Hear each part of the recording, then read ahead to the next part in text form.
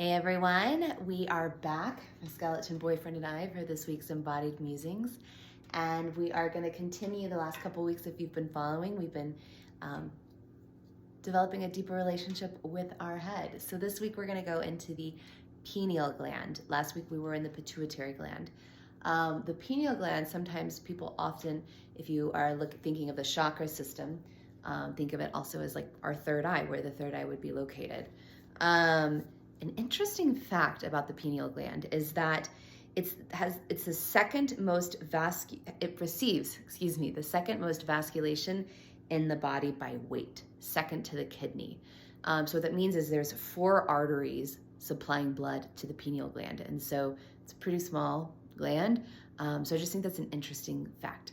I also wanted to share that last week with the pituitary gland, this week with the pineal gland, kind of the idea to orient with these even helping locate this was given to me by Gil Headley. If you don't follow Gil's work, do. He was on my podcast just a couple months ago.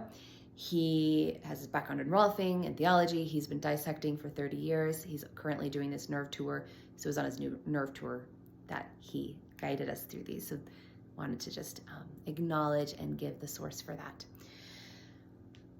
Okay, so the pineal gland. So it lives, if you think of, I'm often talking about our line, like a plumb line going down the center of your body.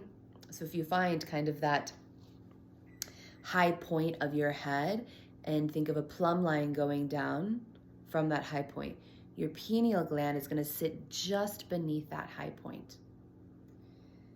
So that's one way to kind of help orient to it. Another way, and also just like additional to help, refine our awareness of connecting to this point, is connecting first to the pituitary gland, which we did last week.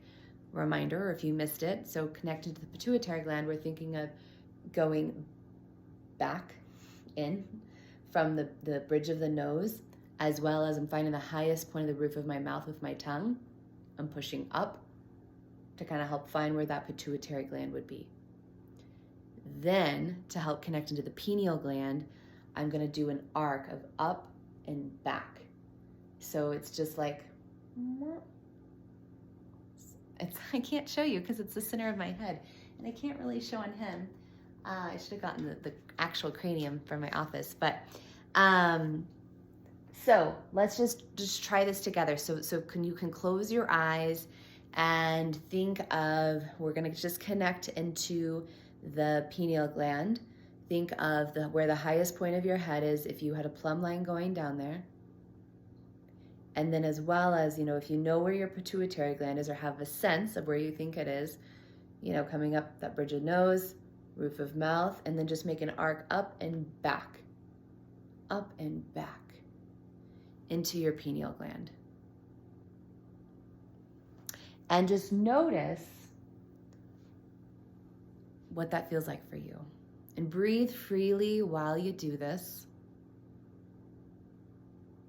And so we're just working to find the feeling of this place inside your body, of this place of where the pineal gland would be.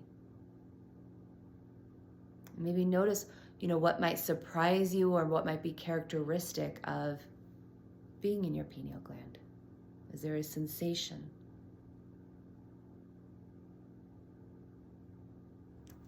Awesome.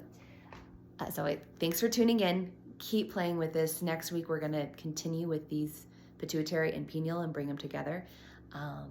But for this week, play with what is it like to be in that felt sense place in your head of where your pineal gland is.